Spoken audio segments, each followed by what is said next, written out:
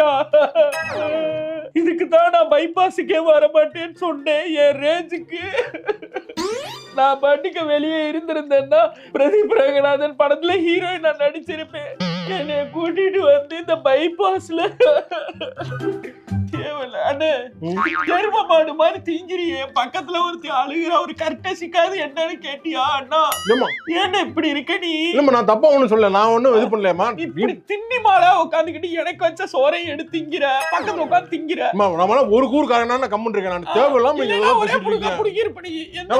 இது வந்து தேவையில்லாம நீங்க பேசிட்டு இருக்கீங்க. தின்னு இப்படியே தின்னு உட்காந்து வெள்ளரிக்காவை தின்னு, அடுத்து போய் மாதுளம்பழத்தை வாங்கி தின்னு, ஜூஸ குடி, காப்பிய குடி, சோறு தண்ணியே பார்த்து எல்லா மாதிரி நடக்கிற நீ கர்மம். அண்ணே வேற யாரும் சேர்த்துக்க மாட்டாங்க, நீ தானே இருக்க கேனையா? சொல்லுமா ஏன் இப்படி இருக்க? ஆமா கரெக்ட் தான். அதாவதுமா நான் வந்து என்னோட